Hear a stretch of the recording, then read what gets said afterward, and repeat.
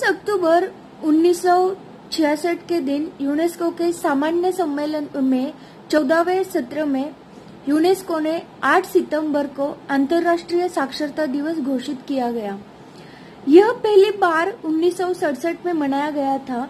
इसका उद्देश्य व्यक्ति, समुदाय और समाज को साक्षरता के महत्व को उजागर करना है।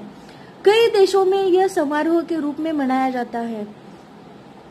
कुछ 775 मिलियन में न्यूनतम साक्षरता कौशल की कमी है, यानी कि 5 वयस्कों में से एक अभी भी साक्षर नहीं है और उनमें से 2/3 महिलाएं हैं। 60.7 मिलियन बच्चे आउट ऑफ स्कूल है और कई अधिक अनियमित रूप से भाग लेते हैं या बाहर निकलते हैं। यूनेस्को की global monitoring report on education for all 2006 के अनुसार दक्षिण एशिया में सबसे कम क्षेत्रीय वयस्क साक्षरता दर यानी कि 58.6% है। इसके बाद उप सहारा अफ्रीका 59.7% है।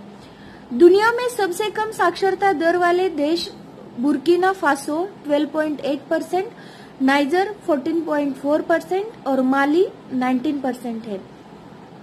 रिपोर्ट में अशिक्षा और गंभीर गरीबी में देशों के बीच और महिलाओं के खिलाफ अशिक्षा और पूर्वग्रह के बीच एक स्पष्ट संबंध दिखाया गया है। अंतर्राष्ट्रीय साक्षरता दिवस के समारोह में विशिष्ट विषय शामिल रहते हैं, जैसे कि शिक्षा सभी के लिए लक्ष्य और संयुक्त राष्ट्र के अन्य कार्यक्रम जैसे कि संयुक्त राष्ट्र साक्षरता दशक। 2007 और 2008 के लिए यह उत्सव का विषय था साक्षरता और स्वास्थ्य, जिसमें स्वास्थ्य शिक्षा के क्षेत्र में संगठनों को पुरस्कार दिया गया था। यह संयुक्त राष्ट्र साक्षरता दशक के 2007-8 के द्विवार्षिक विषय का विषयगत जोर भी था। विशेष रूप से अंतर्राष्ट्रीय साक्षरता दिवस 2008 में HIV, क्षय रोग यानी कि ट्यूबरक्यूलोसिस और मलेरिया जैसे संचारी रोगों पर ध्यान केंद्रित करने के साथ साक्षरता और महामारी पर जोर दिया गया था, जो दुनिया के कुछ सार्वजनिक स्वास्थ्य चिंताओं में सबसे आगे थे। 2009-10 के लिए साक्षरता और सशक्तिकरण पर जोर दिया गया था, जिसमें लिंग समानता और महिलाओं के सशक्तिकरण पर विशेष ध्यान दिया गया था। 2011-12 में समारोह की थीम थी साक्षरता और शांति। इस साल की थीम है हर साल संयुक्त राष्ट्र विश्व साक्षरता दिवस को एक थीम के तौर पर मानता है। इस साल वैश्विक कोविड-19 महामारी के खतरे के अनुरूप यह साक्षरता, शिक्षण और कोविड-19 संकट और उसके बाद पर केंद्रित है। इस साल इस मौके पर शिक्षकों की भूमिका और बदली शिक्षा पद्धति पर जोर दिया जा रहा है। कोरोना महामारी के दौरान शुरुआत में कई देशों में वयस्क साक्षरता का प्रौढ़ शिक्षा कार्यक्रमों की कोई तैयारी नहीं थी, इसलिए या तो वे चलाए ही नहीं गए या उन्हें निलंबित कर दिया गया था। फिलहाल टीवी, रेडियो और इंटरनेट के जरिए शिक्षा के काम को आगे बढ़ाया जा रहा है। इस साल इस दिन संयुक्त राष्ट्र शिक्षा के मुद्दे पर कई ऑनलाइन सेमिनार करा रहा है। अंतर्राष्ट्रीय साक्षरता दिवस 2020 विशेष रूप से शिक्षकों की भूमिका और शिक्षा की भूमिका पर, साक्षरता, शिक्षण और कोविड-19 संकट से परे और उससे परे के संकट, मुख्य रूप से युवाओं और वयस्कों पर ध्यान केंद्रित करता है। भारत में अगर साक्षरता के आंकड़े देखे जाए तो वो परेशान करने वाले हैं। भारत में आजादी के बाद से साक्षरता दर में बढ़ोतरी हुई है, लेकिन फिर भी आंकड़े परेशान करने वाले हैं। रिपोर्ट में मिली जानकारी से पता चलता है कि भारत की साक्षरता दर विश्व की साक्षरता दर से 84% कम है। देश में चलाए जा रहे सर्व शिक्षा अभियान जैसे कार्यक्रमों के तहत सरकार भी काफी कदम उठा रही है। आंकड़ों के मुताबिक आजादी के समय 1947 में साक्षरता दर सिर्फ 18% था, जो कि साल 1911 में बढ़कर 75.06 तक पहुंच गया। शिक्षा के क्षेत्र में भी लैंगिक असमानता पाई जाती है। देश में महिलाओं की तुलना में पुरुष अधिक साक्षर हैं। पुरुषों की साक्षरता का दर 82.14% है वही महिलाओं की साक्षरता का दर 64.46% है।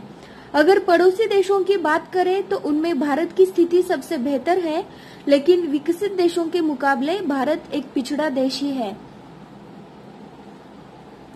भारत में शिक्षा की गुणवत्ता की स्थिति यह है कि 2019 के वर्ल्ड यूनिवर्सिटी रैंकिंग में केवल 7 भारतीय विश्वविद्यालयों को शीर्ष 400 विश्वविद्यालयों में स्थान प्राप्त हुआ है। मार्च 2019 में यूजीसी के अनुसार कुल स्वीकृत शिक्षण पदों में से 35% प्रोफेसर के पद, 46% एसोसिएट प्रोफेसर के पद और 26% सहायक प्रोफेसर के पद रिक्त है। इन पदों पर योग्य शिक्षकों की कमी भी गुणवत्ता को प्रभावित करता है। अगर माध्यमिक शिक्षा की बात करें तो शिक्षा के निजीकरण ने शिक्षा के व्यावसायीकरण की तरफ तेजस्वी से रुख लिया है। इस व्यावसायीकरण ने सरकारी विद्यालयों की शिक्षा में एक बड़ा सेंध लगाने का काम किया है। इन विद्यालयों का जोर दिखावटी शिक्षा पर अधिक केंद्रित हुआ है, न कि विद्यार्थियों में सीखने की प्रक्रिया को बढ़ावा देने पर। इनके पाठ्यक्रमों की व्यवस्था भी सही ढंग से निर्धारित नहीं रहती है। गुणवत्ता की सुधार के लिए सरकार द्वारा निरंतर कदम उठाए जा रहे हैं। नीति आयोग द्वारा राज्य स्तरीय स्कूल शिक्षा गुणवत्ता सूचकांक बनाया गया है, जिसके द्वारा शिक्षा में गुणवत्ता के विकास पर जोर दिया जा रहा है। यह राज्यों की उनकी शिक्षा में गुणवत्ता के आधार पर रैंकिंग प्रदान करता है, जिससे कि राज्यों में एक सकारात्मक प्रतिस्पर्धा का विकास होता है। ग्रामीण क्षेत्रों में शिक्षा की वर्तमान स्थिति देश के ग्रामीण क्षेत्रों में शिक्षा की वर्तमान स्थिति भी संतोषजनक नहीं है। शिक्षा की वार्षिक रिपोर्ट 2018 के अनुसार ग्रामीण क्षेत्रों में प्राथमिक शिक्षा में नामांकन में वृद्धि अवश्य दर्ज की गई है, पर प्राथमिक शिक्षा की स्थिति मात्र नामांकन के आधार पर नहीं आंकी जा सकती। अगर 11 से 14 वर्ष की लड़कियों के स्कूल जाने की प्रतिशतता देखें तो वह मात्र 4.1% है। अगर हम सरकारी विद्यालयों की बात करें तो वहां पर स्वच्छता, अनुशासन और अनेक बुनियादी समस्याएं भी मिलती है। यूनेस्को की एक रिपोर्ट के अनुसार दुनिया भर में 78 करोड़ से ज्यादा लोग अनपढ़ हैं। इनमें से 75% केवल 10 देशों में ही है। इन देशों में China, Bharat, Pakistan, Nigeria, Bangladesh, Ethiopia, Brazil, Indonesia और कांगो का नाम शामिल है। नई शिक्षा नीति को काफी हद तक सही ठहराया गया है, पर आवश्यकता है इन नीतियों का पालन करना। भारत में असमानता बहुत अधिक है, इसलिए इस असमानता का असर भारत के विद्यार्थियों पर भी पड़ता है। जब हम चौथे औद्योगिक क्रांति के क्षेत्र में प्रवेश करने जा रहे हैं तो यह आवश्यक हो जाता है कि अधिकांश युवाओं को तकनीक का ज्ञान हो। साथ ही लगभग सभी सरकारी और निजी विद्यालयों में भी तकनीक पर जोर दिया जाए। शिक्षा पर भारत सरकार द्वारा संपूर्ण भारत के स्तर पर बड़े कदम उठाए जाए ताकि एक बेहतर और साक्षर भारत का निर्माण हो सके। आज विश्व साक्षरता दिन के अवसर पर सभी को शुभकामनाएं देती हूं और उम्मीद करती हूं कि आपको ये जानकारी अच्छी लगी होगी। कल हम बात करेंगे भारत की शिक्षा नीति 2020 पर। जय भारत।